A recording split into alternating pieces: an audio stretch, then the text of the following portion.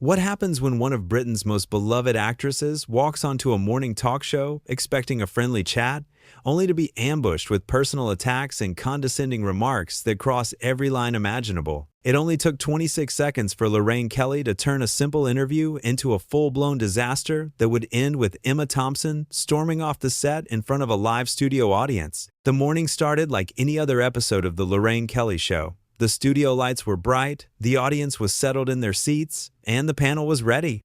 Alongside Lorraine sat her regular panelists, lifestyle guru Marcus Hayes and entertainment correspondent Sarah Chen. Emma Thompson walked onto the set with her characteristic warmth, waving to the audience as they applauded. She wore a simple navy blazer and looked relaxed, ready to discuss her latest film project and some charity work she'd been involved with. "Welcome, welcome," Lorraine said, gesturing to the chair across from her. "Please, sit down. We're so thrilled to have you here." Emma settled into her seat, smiling genuinely. "Thank you for having me. It's lovely to be here." The first few minutes went smoothly enough. They discussed Emma's new film, a period drama about suffragettes that had been getting excellent reviews. Emma spoke passionately about the project, about the importance of telling women's stories, about the incredible cast and crew she'd worked with. "It sounds absolutely fascinating." Sarah Chen chimed in from the panel. "The early reviews have been glowing." "Thank you," Emma replied. "We really poured our hearts into it. These stories matter, you know. These women fought for rights we take for granted today." But then Lorraine shifted in her seat, and her tone changed. Something in her expression hardened.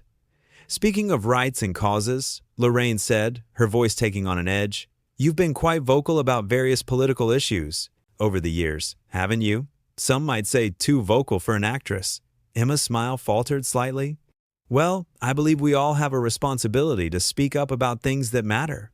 "Responsibility?" Lorraine repeated, almost mockingly. "That's an interesting word coming from someone who lives in such, shall we say, privileged circumstances. It's easy to lecture everyone else from your ivory tower, isn't it?" The studio audience shifted uncomfortably. Marcus Hayes glanced at Lorraine with concern, but she pressed on. "I'm not lecturing anyone," Emma said carefully, keeping her composure. "I'm simply using whatever platform I have to highlight issues I care about." "Oh, your platform," Lorraine said, leaning forward. "Yes, let's talk about that. You've made millions from your acting career, you live in a gorgeous home, and yet you're constantly telling regular working people how they should think, how they should vote, how they should live their lives. Don't. You think that's a bit rich?" "Lorraine," Sarah Chen interrupted softly, trying to diffuse the tension.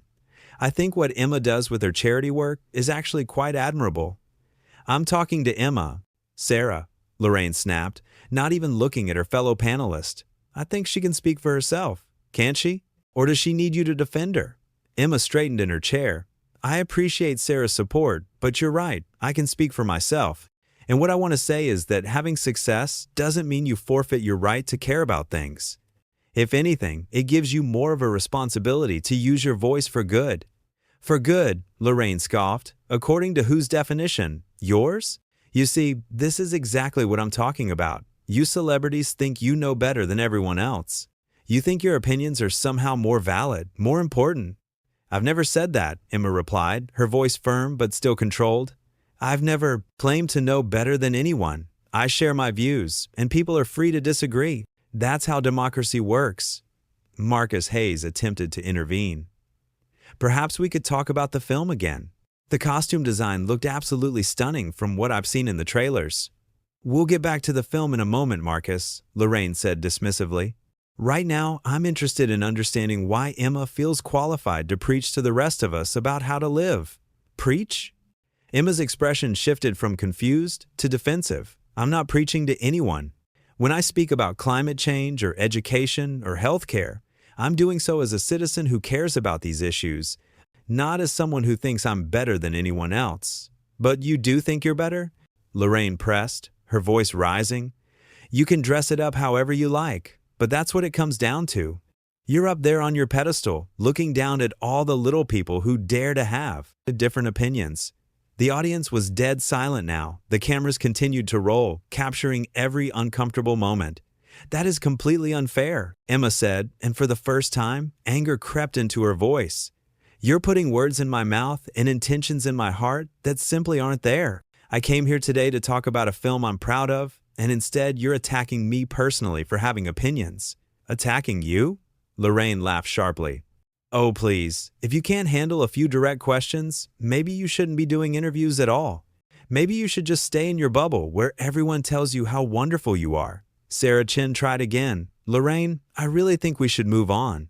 This is getting unnecessarily hostile. Unnecessarily hostile? Lorraine turned on Sarah now. Are you saying I'm being hostile for asking legitimate questions? This is my show, Sarah. I'll ask whatever questions I want to ask. Emma stood up, slowly, removing her microphone with deliberate, measured movements. The audience gasped softly. What are you doing? Lorraine demanded, though her eyes showed she knew exactly what was happening. I'm leaving, Emma said quietly but clearly. I came here in good faith to have a conversation, but you're not interested in a conversation. You're interested in belittling me and making me out to be some sort of elitist villain for caring about things.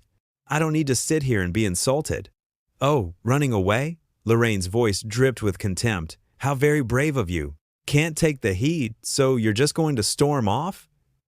It's not about taking the heat, Emma replied, her voice steady despite the clear emotion behind it. It's about recognizing when someone is more interested in creating conflict than having a genuine discussion. You're not asking me difficult questions, Lorraine. You're being needlessly cruel. Marcus Hayes stood up as well. Emma, I'm so sorry about this. This isn't what any of us expected. Don't apologize for her, Marcus. Lorraine spat. She's leaving because she can't defend her hypocritical positions. All of you celebrities are the same. You dish it out constantly, but the moment someone challenges you, you fall apart. Emma paused at the edge of the set, turning back to face Lorraine. The camera zoomed in on her face, capturing the mixture of disappointment and dignity there. You know what the saddest part of this is? Emma said. I actually admired you. I've watched your show before, and I thought you were someone who conducted thoughtful, respectful interviews. I was wrong. You're not interested in understanding people or exploring ideas. You just want to tear people down to make yourself feel bigger. How dare you? Lorraine seethed, standing up herself now. You come on my show and you have the audacity to criticize me? To judge me? You've been judging me from the moment I sat down, Emma countered. Every question was designed to paint me as out of touch, as arrogant, as hypocritical. You made up your mind about me before I even walked through that door. The studio audience began to murmur. Some people were nodding in agreement with Emma. Others looked shocked by the whole spectacle. Sarah Chin spoke up again, her voice stronger this time. Lorraine, she has a point. This interview went off the rails very quickly, and I think you need to acknowledge that. I don't need to acknowledge anything, Lorraine shot back. And if you don't like how I run my show, Sarah, maybe you should leave too. Sarah looked stunned. I'm just trying to be fair. Fair? Lorraine laughed bitterly. You're taking her side against me, on my own show. Both of you can get out if you're so offended by my questions. Marcus Hayes stood frozen, clearly torn between his loyalty to the show and his discomfort with what was happening. Emma shook her head slowly. This is extraordinary. You've managed to turn a simple interview into a personal vendetta, and now you're lashing out at your own colleagues. I genuinely hope you reflect on this, Lorraine. I hope you think about why you felt the need to be so aggressive, so unkind. I don't need life lessons from you. Lorraine hissed. I've built this show from nothing. I've worked harder than you could possibly imagine. And I won't be lectured by someone who's had everything handed to them. Everything handed to them? Emma's voice finally rose to match Lorraine's intensity. You don't know anything about my life, about what I've been through, about how hard I've worked. You've made assumptions based on nothing but your own bitterness and resentment. The words hung in the air like a bomb. The studio was so quiet, you could hear people breathing. Lorraine's face flushed red. Get out. Get off my set right now. I'm already leaving, Emma said, her composure returning. But I'm not leaving because you told me to. I'm leaving because I refuse to participate in whatever this is. You should be ashamed of yourself. I should be ashamed? Lorraine's voice cracked slightly. You're the one who couldn't handle a tough interview. You're the one who's running away like a child. Tough interview? Emma looked genuinely bewildered. Is that what you think this was? You didn't challenge my ideas, Lorraine. You attacked my character. You made personal insults. You tried to humiliate me. There's nothing tough about that. It's just mean. Sarah Chin stood up and began walking towards Emma. "I'll walk you out." "Sarah, if you leave this set, you're not coming back," Lorraine warned, her voice shaking with rage. Sarah paused, looked at Lorraine, then at Emma, then back at Lorraine. "That's a risk I'm willing to take." "This is wrong, Lorraine. What you did here today is wrong, and you know it." Marcus Hayes remained seated, his head in his hands. The audience was completely silent, watching this drama unfold in real time. Emma walked towards the exit with Sarah beside her. As they reached the edge of the set, Emma turned one final time. "I hope your viewers see this for what it really is," Emma said clearly. "Not an interview, not even an argument, just bullying. Plain and simple bullying dressed up as journalism. You are the most self-righteous, pompous, insufferable person I've ever had on this show," Lorraine yelled after her. "And believe me, I've interviewed some difficult people, but you take the prize. You come here with your fake humility and your moral superiority, and you expect everyone to bow down to you." Emma stopped walking. For a moment, it looked like she might respond, might fire back one more time.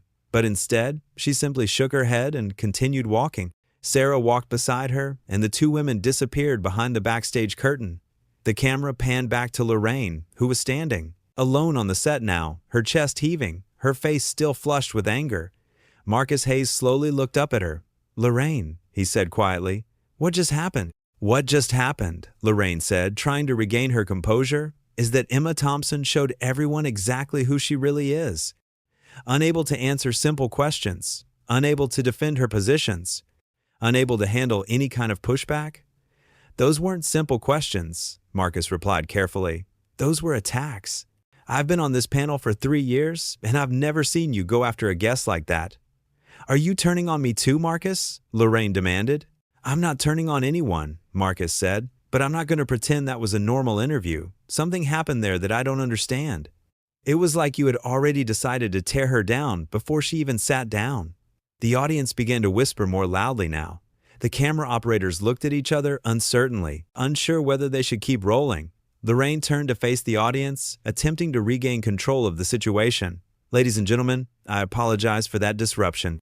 Sometimes guests come on this show and they're not prepared for honest, direct conversation. They want softball questions and endless praise. But that's not what we do here." The audience's reaction was mixed. Some people nodded, seemingly agreeing with Lorraine's interpretation, but others sat with their arms crossed, their faces skeptical. Marcus spoke again, his voice stronger now. "Lorraine, I have to say, I don't think that's what happened here. I think Emma was perfectly willing to have a direct conversation, but you crossed a line. Multiple lines, actually. Marcus, if you have a problem with how I run this show, you're welcome to leave too," Lorraine said icily. "Maybe I will," Marcus replied, and there was genuine consideration in his voice. "Maybe I should." The tension on the set was unbearable. The producers in the control room were frantically trying to decide whether to cut to commercial, to end the show, to somehow salvage what was left of the broadcast. Lorraine seemed to realize that things were spiraling completely out of control. She took a deep breath, trying to steady herself. "Let's take a break," she announced to the audience. "We'll be back after these messages." The moment the camera stopped rolling, Lorraine's composure crumbled. She sat down heavily in her chair, her hands shaking. But the damage was already done. The dramatic exit had already happened. Emma Thompson had walked off the set with her dignity intact, while Lorraine Kelly stood alone, surrounded by the wreckage of an interview that had gone catastrophically wrong. The whole exchange had lasted less than 15 minutes, but it had felt like an eternity. What had started as a routine morning talk show appearance had devolved into a public confrontation that revealed something dark and bitter beneath the glossy surface. Emma had come prepared to discuss art and activism. She had come with an open heart and a willingness to engage. Instead, she had been met with hostility from the very first challenging question. Not the kind of challenging that stimulates interesting conversation, but the kind that seeks only to diminish and demean. And when faced with that hostility, Emma had made a choice. She could have stayed and fought, could have descended to Lorraine's level, could have engaged in a screaming match that would have made for sensational television. Instead, she had chosen dignity. She had chosen to walk away from toxicity, to refuse to participate in her own humiliation.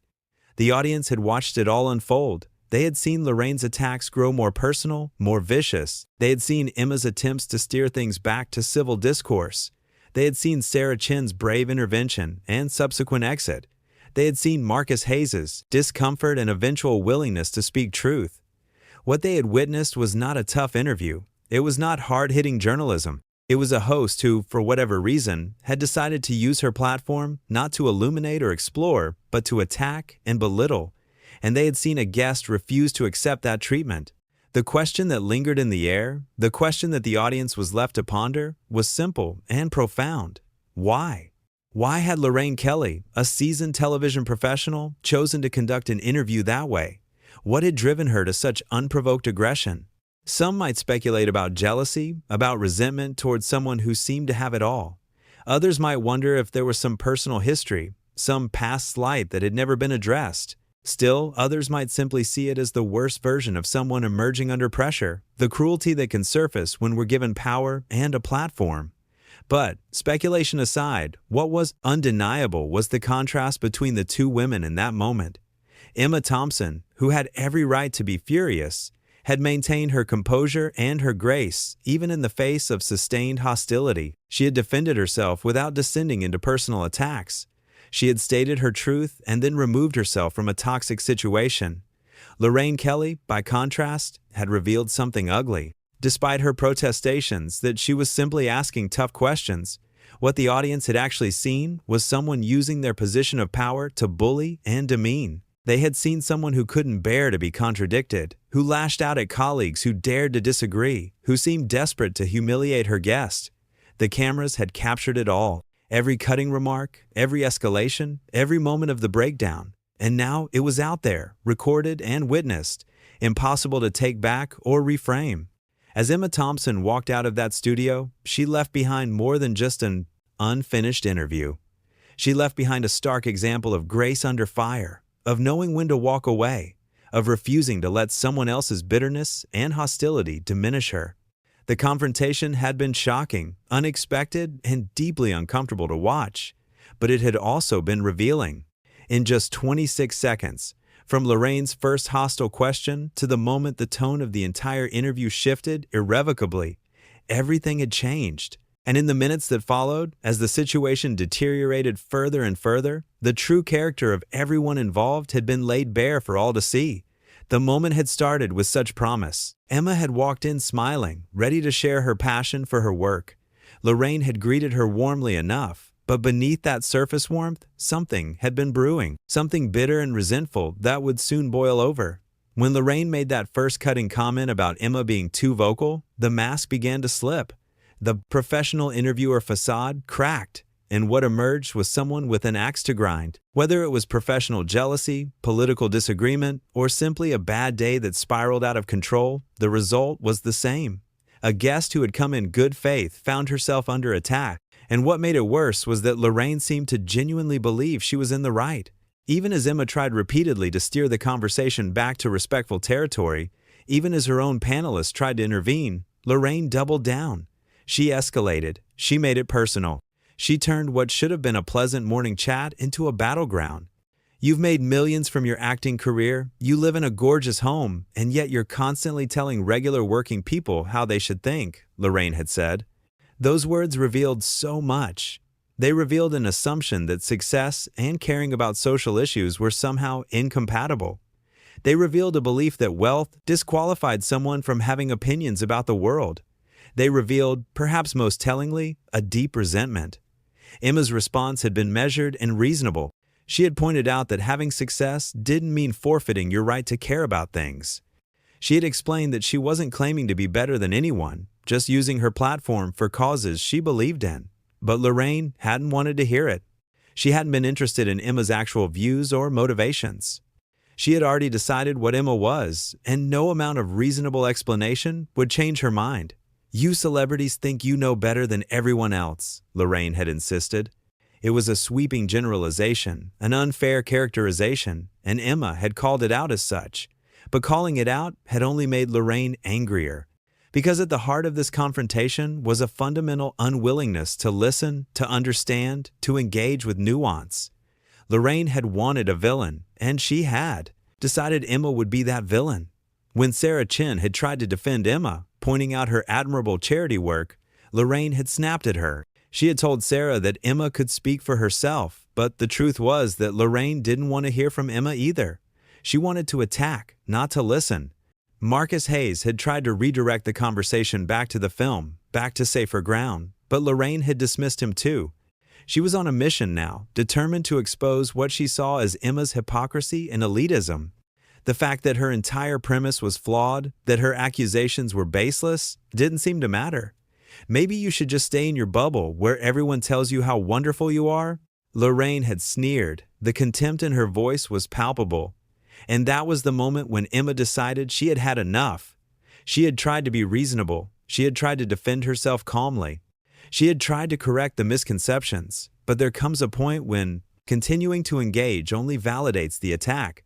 So Emma stood up. She removed her microphone. She prepared to leave. And Lorraine, rather than recognizing that she had pushed things too far, rather than attempting to salvage the situation, chose to escalate further. She accused Emma of running away, of being unable to take the heat. She framed Emma's dignified exit as weakness rather than strength. But the audience saw through it. They had watched the whole exchange. They had seen who had been attacking and who had been defending. They had seen who had remained calm and who had become increasingly hostile. And when Emma explained why she was leaving, when she said clearly that this wasn't about being unable to handle tough questions, but about refusing to be insulted, many in the audience nodded in agreement. "You're not asking me difficult questions, Lorraine. You're being needlessly cruel," Emma had said. And those words cut to the heart of it. There's a difference between challenging someone's ideas and attacking their character. There's a difference between probing questions and personal insults. Lorraine had crossed that line early and had kept crossing it. Marcus Hayes' apology had been genuine and immediate. He had recognized that what was happening was wrong. He had expressed sympathy for Emma's position, and Lorraine's response had been to attack him too, to accuse him of siding against her, to tell him not to apologize on her behalf. It was as if she couldn't comprehend that her behavior might actually be the problem. When Emma paused at the edge of the set and turned back, there was a moment of tension. Would she fire off one last salvo? Would she match Lorraine's aggression? But Emma's final words were not an attack. They were a statement of disappointment. She told Lorraine that she had admired her, that she had thought better of her, that she was wrong about the kind of interviewer Lorraine was. It was more devastating than any insult could have been, because it was true. Lorraine had revealed herself to be someone who used her platform for cruelty rather than curiosity, for tearing down rather than building up. And when Lorraine demanded to know how Emma dared to criticize her, Emma's response was simple and irrefutable. Lorraine had been judging Emma from the moment she sat down. Every question had been designed to paint Emma in the worst possible light. Sarah Chin's second intervention had been even braver than her first. She had acknowledged that Lorraine had a point, that the interview had gone off the rails, that Lorraine needed to take responsibility for that. And Lorraine's response had been to threaten Sarah's position on the show. If Sarah didn't like how Lorraine ran things, maybe she should leave too. It was a shocking display of ego and defensiveness. Rather than pausing to consider whether her colleagues might be right, Lorraine had simply tried to silence them with threats. And that was when Sarah made her decision. She stood up. She said she would walk Emma out. She accepted the risk of leaving the set, the risk of losing her position on the show. Because some things are more important than keeping your job. Standing up for what's right is one of those things. And Sarah had recognized that what was happening to Emma was wrong, and that staying silent would make her complicit in it. Marcus Hayes had remained seated, conflicted, but ultimately unable to take that final step. His discomfort was visible, his disagreement with Lorraine's approach was clear, but he couldn't bring himself to walk away. Emma's final statement before leaving had been powerful and clear. She had called the situation what it was: bullying, not journalism, not tough interviewing, not holding celebrities accountable. Just plain and simple bullying dressed up in the trappings of a professional interview. And Lorraine's response had been a final, desperate attempt to paint herself as the victim and Emma as the villain. "You are the most self-righteous, pompous, insufferable person I've ever had on this show," Lorraine had yelled. The insults had flowed freely now, any pretense of professionalism completely abandoned. She had accused Emma of fake humility, of moral superiority, of expecting everyone to bow down to her. None of it was true, but that didn't seem to matter. Lorraine was fully committed to her narrative now. Emma had almost responded. For a brief moment, it looked like she might fire back, might tell Lorraine exactly what she thought of her. But she didn't. She shook her head and walked away, leaving Sarah to walk beside her. It was the most dignified possible response to an undignified situation, and it left Lorraine standing alone on the set, still raging, still trying to justify what she had done. When Marcus asked what had just happened, Lorraine's answer revealed that she still didn't get it. She still believed that Emma was the problem, that Emma had been unable to answer simple questions or handle pushback. She couldn't or wouldn't see that the problem was her approach, her hostility, her personal attacks. Marcus had tried one more time to make her see it. He had pointed out that he'd been on the panel for 3 years and had never seen her go after a guest like that. He had noted that those weren't simple questions, they were attacks. But Lorraine had responded with another threat. If Marcus had a problem with how she ran the show, he could leave too. The audience's reaction had been telling. Some people seemed to buy Lorraine's version of events, that Emma was just another thin-skinned celebrity who couldn't handle honest questions. But many others looked skeptical, their arms crossed, their expressions making clear that they didn't believe Lorraine's spin. And when Marcus pushed back again, more forcefully this time, when he said explicitly that Lorraine had crossed multiple lines, Lorraine's response was the same. "Leave if you don't like it. This is my show. I'll do what I want." It was the response of someone who had absolute power and was determined to wield it without restraint or accountability. The call to go to commercial had been an admission of defeat. Lorraine had realized, too late, that the situation was completely out of control, but the cameras had already captured everything. The interview that was supposed to be a pleasant promotion for Emma's new film had instead become a masterclass in how not to conduct an interview, in what happens when a host decides to prioritize their own agenda over respectful dialogue. Emma Thompson had walked into that studio as a guest. She had left as someone who had been publicly attacked and had responded with grace and dignity. Lorraine Kelly had started the show as the host. She had ended it as someone who had revealed a mean-spirited, bullying side that would be hard for viewers to forget.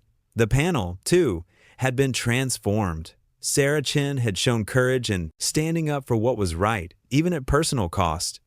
Marcus Hayes had expressed his discomfort and disagreement, even if he hadn't gone as far as Sarah. Both of them had made clear that they didn't support what Lorraine had done, that they recognized it as wrong. The contrast between Emma's behavior and Lorraine's behavior could not have been starker. Emma had remained calm under pressure, had articulated her position clearly, had defended herself without attacking others, and had known when to walk away. Lorraine had been hostile, had made personal attacks, had refused to listen, and had lashed out at anyone who questioned her. In the end, what the audience witnessed was not a difficult interview or a clash of equals. It was a powerful person using their platform to bully someone, and that someone refusing to accept that treatment. It was a reminder that not every interview is conducted in good faith, that sometimes the questions are designed not to illuminate, but to attack. And it was a demonstration that walking away from toxicity is not weakness, but strength. The 26 seconds that had started it all, those first moments when Lorraine's tone had shifted from professional to hostile, had set the stage for everything that followed. Once that line was crossed, once that first cutting remark was made, the trajectory was set. Emma had tried to pull things back, but Lorraine had been determined to push forward. And so the situation had escalated, step by step, comment by comment, until Emma had no choice but to leave.